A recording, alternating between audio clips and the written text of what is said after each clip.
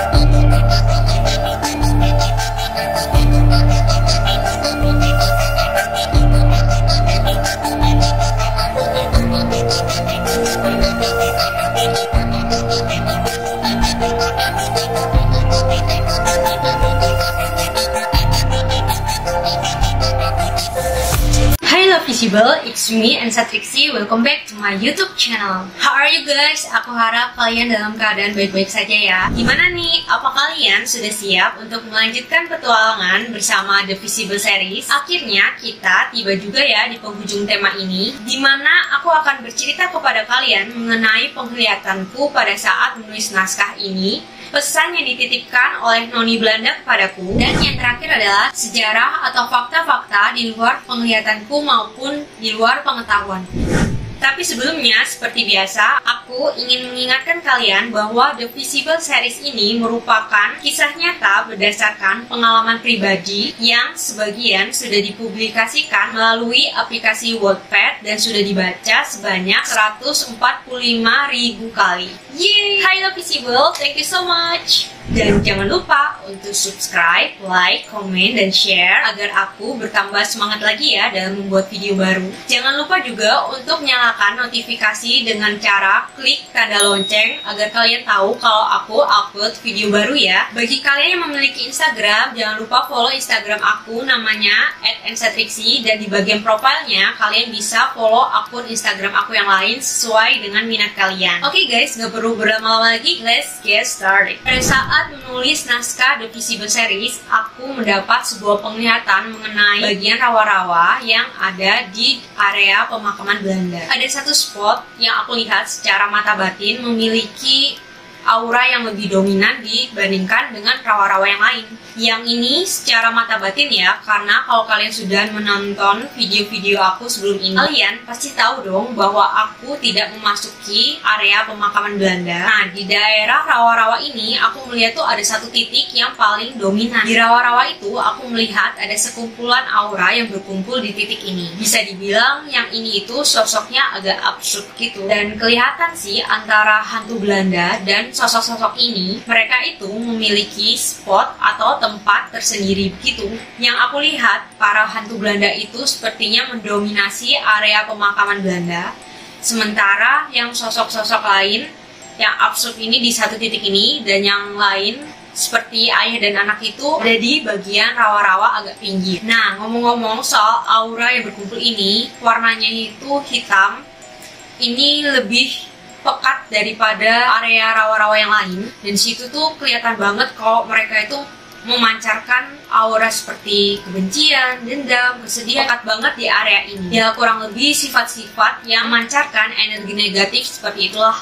Uniknya, yang aku lihat ini justru para hantu Belanda ini semacam menetralkan kondisi atau tempat yang ada di sana. Nah, sekali lagi aku ingin menegaskan bahwa ini menurut mata batinku ya.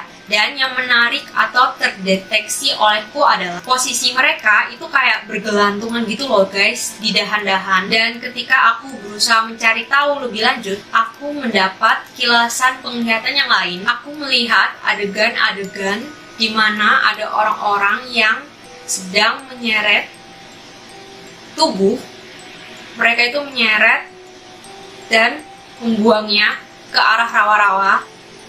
Dan itu benar-benar kelihatan jelas banget adegan dimana mereka menyeret dan melempar begitu. Dan kondisi mayat-mayatnya itu kelihatan banget kok benar-benar tersebar di area rawa-rawa tersebut. Ada di mana-mana. Lama-lama nih kondisi rawa-rawa itu kan penuh dengan air yang kemerahan ya. Lama-lama kondisi mayatnya itu kelihatan banget kalau itu membengkak dan membiru. Bahkan ada yang, ya kalian tahu seperti apa. Ketika aku mendapat penglihatan ini, so akhirnya aku tahu bahwa yang aku cium petinya itu berasal dari mereka. And for your information, ketika aku sedang menulis naskah mengenai kejadian ini, aku kembali mencium aroma yang sama seperti kejadian 10 tahun yang lalu pada saat aku melintasi area rawa-rawa tersebut. Nah, lanjut lagi, ketika aku dalam proses penulisan naskah The Visible Series ini, kepalaku itu dipenuhi oleh satu sosok, bayangan seorang noni Belanda yang mengenakan gaun, sarung tangan, dan sebuah payung berenda berwarna putih. Aku rasa noni ini adalah noni Belanda yang pernah aku lihat dan aku perhatikan pada saat aku melintasi area gerbang pemakaman Belanda. Nah, ini merupakan salah satu resiko ketika aku menulis sebuah cerita mengenai mereka, di mana secara tanpa sengaja terjadi macam kontak. Sedikit menjelaskan ya, biasanya kalau aku mendapat penglihatan itu nggak hanya lewat mimpi aja, tetapi juga dalam keadaan sadar. Penglihatan itu kebanyakan adalah potongan gambaran atau adegan-adegan seperti yang ada di film. Dan aku sudah pernah cerita ini di The Visible Series versi e-booknya. Tapi pada saat aku berinteraksi dengan noni Belanda ini, kondisinya itu sangat berbeda ya guys. Yang aku lihat bukan sekedar potongan gambaran, tapi pada saat itu juga noni Belanda ini membawa aku pergi ke area pemakaman Belanda. Jadi posisinya itu tubuh aku tuh sedang ada di depan laptop, tetapi bagian diri aku yang lain itu pergi bersama dia. Dan itu dalam keadaan sadar ya. Aku bisa merasakan bagaimana kondisi tubuhku atau kondisi di area sekitar tubuhku. Kejadian semacam ini bukanlah yang pertama, karena aku pernah mengalami hal ini pada saat aku SD, SMP, bahkan SMA. Tapi yang jelas ini bukan atas kemauanku sendiri, atau kayak aku memang sengaja kayak astral projection yang aku bisa kayak seenaknya sesuai dengan kemauan aku. Soalnya kalau sampai aku sengaja, si bakal habis-habisan pasti marahin aku, karena aku pernah pergi ke suatu tempat yang kata dia itu kayak terlalu jauh. Bisa jadi aku nggak bakal balik. Dan kalau kalian nggak tahu siapa si ini, kalian pasti belum baca The Visible Series. Oke, aku akan mengulang kembali apa yang aku lihat ya. Kondisinya itu aku melihat ada sosok perempuan yang sedang berjalan di area tengah pemakaman Belanda. Dan pada saat itu aku sedang berada, tiba-tiba aja gitu, aku berada di belakangnya, di sebelah sisi kanannya. Dan aku melihat noni Belanda itu tinggi banget ya, tinggi banget. Dia menggunakan payung dan berjalan dengan begitu anggunnya dengan gaunnya yang putih. Dan aku melihat dia pada memakai semacam topi ya. Aku nggak tahu itu topi atau hiasan gitu, hiasan. Tahu kan kalian kalau di Eropa itu ada semacam topi penghias gitu, hiasan rambut atau semacamnya gitu. Aku nggak begitu memperhatikan yang jelas. Dan pada saat dia itu berjalan, dia berjalan aja gitu di depanku. Dan aku bisa dengar ada deburan ombak gitu yang terdengar jelas. Dan aku menoleh dong otomatis ke arah dia. Waktu dia menghentikan langkah kakinya, lihat di depan sisi kiri itu ada semacam gazebo atau tempat duduk-duduk gitu. Oke, ini kayak agak nggak biasa ya, di area pemakaman ada tempat semacam itu, tapi nggak tahu benar atau enggak. Yang jelas aku melihat itu. Jadi posisinya entah gazebo atau tempat duduk-duduk itu di sebelah kiri, noni Belanda itu di sebelah kanannya, dan di sebelah noni Belanda itu masih ada aku. Noni Belanda itu sama sekali nggak melihat aku. Dia memandang ke arah laut, tapi tiba-tiba dia berkata, "Dulu saya memang merasa sedih atas kejadian yang menimpa saya. Tapi kalau boleh jujur, kesedihan saya agak berkurang. Saya bersyukur karena orang-orang memelihara pemakaman ini. Makam saya membuat tempat ini menjadi indah walau ada tragedi mengerikan yang telah terjadi. Dari sini saya bisa menikmati keindahan taman dan menikmati pemandangan laut yang indah secara langsung sebagai bentuk penghiburan. Terima kasih banyak karena masih mengingat kami dan memakamkan kami secara layak. Oh my god, aku merinding, bener-bener merinding. So, itulah pesan. Oh my god, look at this. Oke, so itulah pesan yang disampaikan si noni Belanda ini kepada aku. Dan pada saat dia sudah menyampaikan pesan itu, otomatis aku ya kayak mengangguk, ya kayak oh my god, nggak bisa berkata-kata deh. Pokoknya waktu itu aku mengangguk, dan pada saat aku mengangguk, aku langsung kembali ke dalam tubuhku dan aku langsung kayak tercengang gitu, kayak masih merasa nggak menyangka ya aku hanya bisa di depan laptop tuh sambil kayak tercengang aja gitu. Setelah aku udah kembali nih ke dalam tubuhku, lama kemudian aku tuh kayak pengen banget melihat ke arah kiri, dan kebetulan tuh nggak jauh dari arah kiri itu ada tempat kulkas atau lemari es di rumah. Dan pada saat itu juga aku melihat si noni Belanda sedang berdiri di sana. Dia mengangguk kemudian menghilang.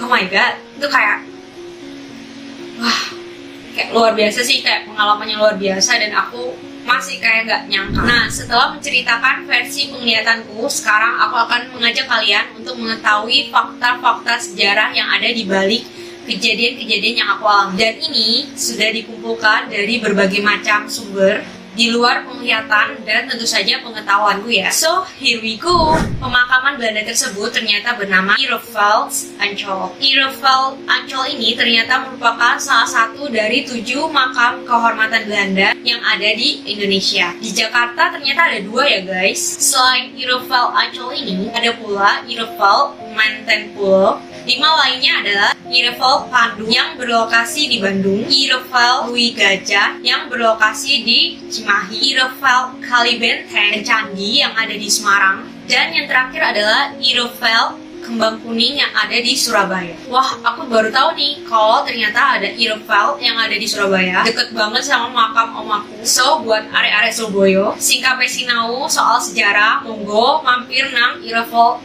Kembang Kuning. Tapi info saya orek oleh nggak mlebu nang kono, soalnya dulu itu Heereveld ini dulu memang nggak bisa dimasuki oleh sembarangan orang, hanya orang-orang tertentu saja yang boleh masuk ke dalam sana. Dan ternyata baru beberapa tahun belakangan ini loh, Heereveld yang di Ancol ini dibuka sebagai wisata sejarah. Nah, kalau yang di tempat lain aku kurang tahu ya guys. Buat kalian tahu, kalian bisa komen di bawah, kasih tahu teman-teman yang lain, siapa tahu ada di tempat-tempat lain. Ini kan ada di Bandung, Cimahi, Semarang, dan Surabaya, biar mereka bisa mampir ke sana, jadi bisa belajar mengenai sejarah yang ada di sana juga. Oke, sekarang kita bakal fokus ke Heereveld Ancol. Letak Heereveld Ancol ini berada di Kelurahan Ancol, Pademangan, Jakarta Utara. Posisi Heereveld Ancol ini bisa dibilang agak tersembunyi dan berada di ujung Ancol yang jarang dikunjungi orang. Heereveld sendiri merupakan bahasa Belanda yang memiliki arti ladang kehormatan. Makam kehormatan ini diresmikan pada tanggal 14 September 1946. Jadi tanggal peringatan peresmiannya baru aja ya. Dikelola oleh Nederlands Oorlog Graven Stichting alias Yayasan Belanda untuk pemakaman perang, dengan harapan agar para korban dan cerita di balik mereka bisa tetap dikenang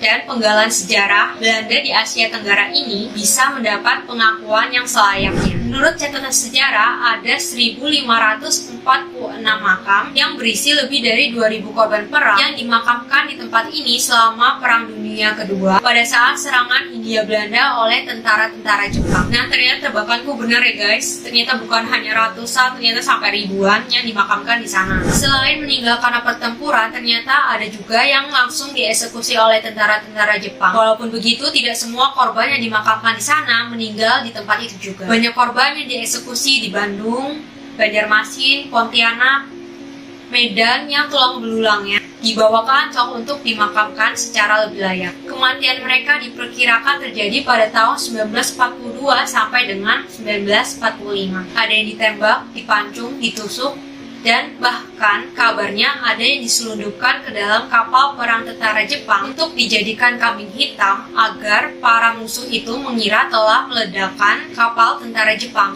Tapi yang berita yang satu ini masih kabarnya ya guys. Sebagian jenazah para korban dilempar dan ditinggalkan di rawa-rawa. Setelah Perang Dunia Kedua selesai, jenazah-jenazah tersebut sudah mengalami pembusukan dan menjadi sulit diidentifikasi. Oke, ternyata bener di situ ada kayak pantes kayak ada bau sesuatu yang kayak gak lazim gitu, dan Feli gak mencium bau tersebut. Karena itulah banyak pemakaman Belanda yang akhirnya hanya bertuliskan dieksekusi atau tak diketahui. Kalian pasti bertanya-tanya kan, siapa saja sih yang sebenarnya menjadi korban dalam pertempuran ini atau yang secara langsung dieksekusi oleh tentara-tentara Jepang? Apakah hanya tentara Belanda saja atau orang-orang Belanda saja? Jawabannya tidak. Selain tentara Belanda dan rakyat sipil Belanda, baik pria maupun wanita, dewasa atau anak-anak, ternyata ada pula orang-orang Indonesia yang turut menjadi korban. Salah satunya ialah Profesor Dr. Ahmad Mohtar. Apa sih Profesor Dr. Ahmad Mohtar ini? Profesor Dr. Ahmad Mohtar ini adalah seorang Minangkabau yang lahir di Ganggo Hilia, Bonjo, Pasaman, Sumatera Barat pada 10 November 1890. Wah, ternyata pas hari pahlawan ya guys. Beliau adalah seorang dokter dan ilmuwan Indonesia, sekaligus orang Indonesia pertama yang menjabat sebagai Direktur Lembaga Eijkman alias Lembaga Penelitian Biologi di Jakarta yang didirikan pada masa pendudukan Belanda. Sebagai tambahan, dalam surat kabar The Indische Courant pada tanggal 17 Februari 1926 ditulis bahwa guru Mohtar ini merupakan guru pribumi yang sangat memperhatikan pendidikan para penduduk pribumi. Dari sini kita bisa menyimpulkan bahwa Belanda ini turut mengagumi Profesor Dr. Ahmad Mohtar ini ya guys. Sebenarnya apa sih yang beliau alami sampai ia menjadi korban eksekusi? Jadi pada masa pendudukan Jepang, peneliti di lembaga Eijkman ditangkap oleh militer Jepang atas tuduhan pencemaran vaksin tetanus. Meski tuduhan tersebut tidak pernah terbukti, tetapi Profesor Dr. Ahmad Mohtar ini menyerahkan diri kepada tentara Jepang dan kemudian dieksekusi mati dengan cara dipancung pada tanggal 3 Juli 1945 di usianya yang ke-54 tahun. Beliau menyerahkan diri demi menyelamatkan hidup atau nyawa para peneliti lain yang ada di lembaga Eijkman yang dipimpin olehnya. Jadi bisa dibilang dia ini mengorbankan dirinya ya guys. Hal yang mengejutkan adalah istri beliau, Siti Hasnah, ternyata juga meninggal di tahun yang sama tanpa sebab yang masih belum bisa dipastikan. Apakah ibu Siti Hasnah ini ikut dieksekusi atau tidak? Well, we don't know. But siapapun yang tahu apa yang terjadi dengan ibu Siti Hasnah atau istri Profesor Dr. Ahmad Mohtar ini bisa langsung komen di bawah ya, biar kita tahu apa yang sebenarnya terjadi terhadap beliau. Menurut sebuah catatan harian salah seorang tentara Jepang, jenazah Profesor Ahmad Mohtar ini dihancurkan dengan mesin gilas uap, lalu dibuang ke kuburan massal yang bentuknya itu kurang lebih seperti lubang buaya. Keberadaan jenazah Profesor Dr. Ahmad Mohtar ini yang dikuburkan secara massal itu baru bisa diidentifikasi pada tahun 2010, 65 tahun kemudian sejak kematiannya, dan akhirnya dimakamkan di satu liang lahat bersama 10 orang lainnya. Untuk mengenang jasa-jasa Profesor Dr. Ahmad Mohtar ini, pemerintah Indonesia memberikan semacam penghargaan yang diberi nama Penghargaan Satya Lencana Kebaktian Sosial pada tahun 1968 dan melalui surat keputusan Presiden Republik Indonesia nomor 037/TK/tahun 1972. Profesor Dr. Ahmad Mohtar ini dianugerahi bintang tanda jasa kelas 3 atau bintang jasa Nararya. Selain itu, penghargaan terhadap Profesor Dr. Ahmad Mohtar ini juga direalisasikan dalam sebuah rumah sakit yang dinamai dengan SUD Dr. Ahmad Mohtar yang terletak di Bukit Tinggi, Sumatera Barat. Bahkan di rumah sakit ini katanya ada patung beliau loh, dengan posisi tangan kanan menuju ke depan, tangan kirinya itu mengapit buku. Jadi bisa dikatakan bahwa Profesor Dr. Ahmad Mohtar ini merupakan salah satu pahlawan kita, berjasa dalam mencerdaskan bangsa dan menginspirasi dunia pengetahuan dan kemanusiaan ya guys. Kalian jangan sampai lupa nih dengan jasa Profesor Dr. Ahmad Mohtar ini, terutama bagi kalian yang masih duduk di bangku sekolah. Kalian harus belajar sejarahnya, cari tahu. Selain profesor ini mungkin ada yang lain-lain juga bagaimana dengan kisahnya, sehingga ketika kalian sekolah, kalian tuh gak menyia-nyiakan kesempatan untuk belajar. Yang masih suka bolos sekolah, didengar ini. Kita bisa seperti sekarang ini kan juga karena atas perjuangan beliau-beliau yang sudah berjuang seperti Profesor Dr. Ahmad Mohtar ini. Jadi kalian jangan sampai menyia-nyiakan kesempatan yang diberikan ya guys. Next, karena di pemakaman Belanda ini ada berbagai macam latar belakang, maka bentuk nisan makam pun ada berbagai macam loh guys. Ada yang berdasarkan agama saja, ada juga yang berdasarkan agama dan gender. Dan seperti aku bilang tadi, seperti kasusnya Profesor Dr. Ahmad Mohtar ini, ternyata di satu liang lahat itu ada yang dimakamkan sendiri-sendiri, tapi ternyata ada juga yang digabung ya guys. Para korbannya itu kan banyak yang tidak lengkap gitu kondisi tubuhnya pada saat ditemukan. Jadi ada yang hanya berupa tulang belulang saja. Nah, kebanyakan yang berupa tulang belulang ini yang dimakamkan jadi satu liang lahat. Dan kalian bisa lihat di foto ini, katanya nisan-nisan yang ada di sana itu terbuat dari kayu jati ya. Di Irovel Ancol ini ternyata ada sebuah pohon yang memiliki nama Latin Ailanthus excelsa yang menjadi saksi bisu tragedi naas tersebut. Ngomong-ngomong mengenai pohon yang menjadi saksi bisu, aku jadi teringat dengan sepasang pohon kembar yang berada tepat di daerah alun-alun Kota Lumajang.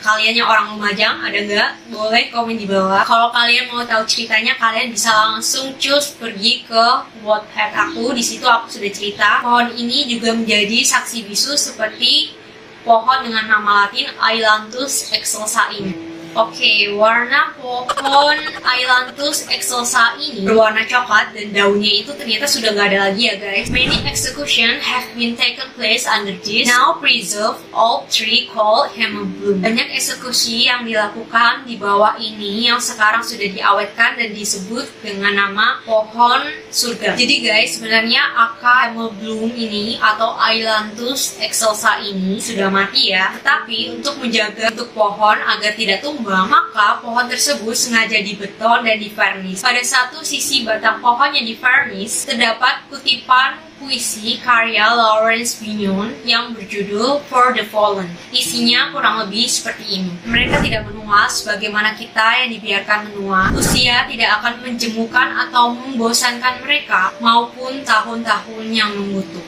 Saat matahari terbenam dan di pagi hari, kami akan mengingat mereka, kami akan mengingat mereka. Nah, mumpung membahas pohon Hemabloom ini, ya aku akan menyelipkan sedikit aja ya mengenai penglihatanku. Yang menurut penglihatanku itu sebenarnya ada pohon-pohon lain yang menjadi tempat eksekusi selain Hemabloom ini. Tetapi memang artinya ya, Hemabloom inilah yang menjadi titik terbanyak dan pohon besar yang tumbuh di tempat tersebut. Menurut kabar, ada sekitar 200 orang yang dieksekusi tepat di bawah pohon tersebut. Beberapa pohon yang kumaksud, yang menurut penglihatanku ini, kayaknya itu emang kebanyakan itu nggak ada.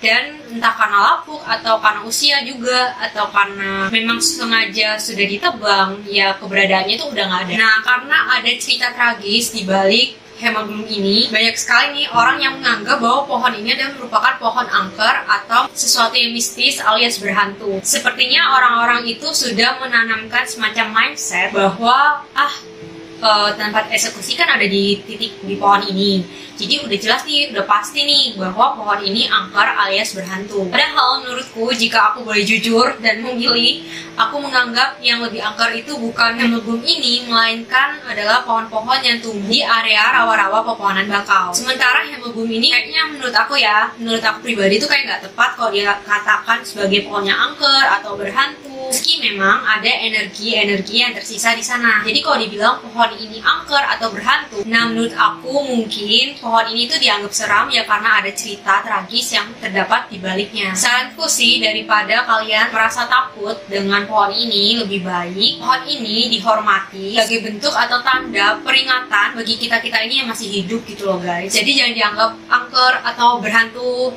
gitu saja, tapi juga anggaplah pohon ini itu sebagai peringatan bagi kita-kita yang masih hidup bahwa ya emang di situ ada tragedi, dan ya bersyukurlah kalian yang masih bisa hidup dan bernafas sampai saat ini juga. Jauh dari pohon surga ini atau Himmelbloem ini, ternyata ada sebuah makam yang sengaja dipisahkan dari makam-makam yang lain. Makam tersebut adalah makam milik Lucien Ubels, dan sebenarnya siapakah dia? Lucien Ubels ini, atau yang biasa dipanggil Lut ini, adalah seorang wanita cantik yang lahir pada tanggal 20 Oktober 1919 di Witmarsum, Zuidwest Friesland, Municipality, Friesland, Netherlands. Begini kisahnya, pada tahun 1943, Jepang itu ternyata sedang mencari seorang yang bernama L. Ubels karena ia menolak menandatangani surat pernyataan loyalitas. L. Ubels yang sebenarnya dimaksud di sini adalah Lambert Sam Ubels, adik laki-laki Lut. Namun karena terjadi kekeliruan identifikasi,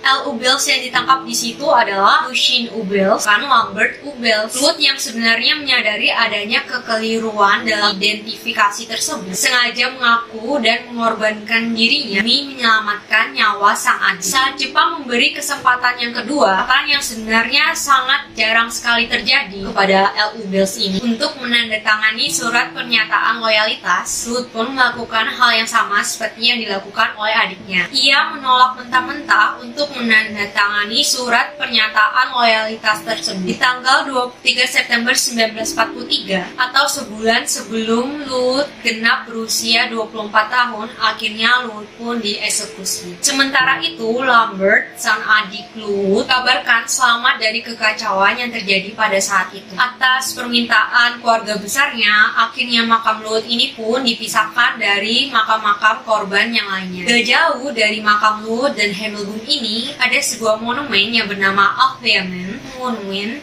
yang memiliki figur seorang malaikat. Pada bagian depan monumen tersebut terdapat tulisan yang berbunyi "Hun has step overwonnen", yang artinya semangat atau roh mereka telah menang, dan tulisan tersebut ditulis dengan cat berwarna emas. Di monumen inilah para korban dikuburkan secara massal lalu disemen. Setelah melakukan pencarian dan menemukan berbagai petunjuk, akhirnya lubang yang mirip dengan lubang buaya ini digali, tulang belulangnya dikumpulkan, lalu dikuburkan dengan lebih layak. Oke guys, wah jujur banget rasanya seneng banget kalau part ini bisa keluar. Soalnya ini adalah bagian-bagian yang tidak pernah aku ketahui sebelumnya, dan merupakan pengalaman yang baru banget untuk aku. Dari part ini secara pribadi aku merasa sangat takjub sih, karena kita bisa belajar banyak. Jadi tahu nih bahwa terkadang tempat-tempat yang kita lalui itu bukan hanya sekedar tempat-tempat yang biasa, tetapi juga menyimpan cerita atau sejarah yang sangat berdampak di masa lalu dan juga tentunya di masa depan. Bagaimana menurut kalian? Komen di bawah. Buat kalian tahu sejarah yang lebih lengkap, kalian boleh menambahi. Belum mengakhiri tayangan ini, aku ingin menegaskan bahwa sekali lagi aku tidak akan pernah memaksa kalian untuk percaya dengan kisahku versi penglihatanku. Semuanya ini sifatnya bebas ya guys, kalian boleh percaya, boleh enggak, semuanya aku kembalikan kepada kalian. Yang baik-baik diambil, yang buruk-buruk silahkan dibuang. Aku mohon maaf kalau ada salah-salah kata. Semoga tayangan ini bisa menghibur kalian, menemani waktu luang kalian. So, I love you guys, thank you so much for watching, and I'll see you in the next video. Bye!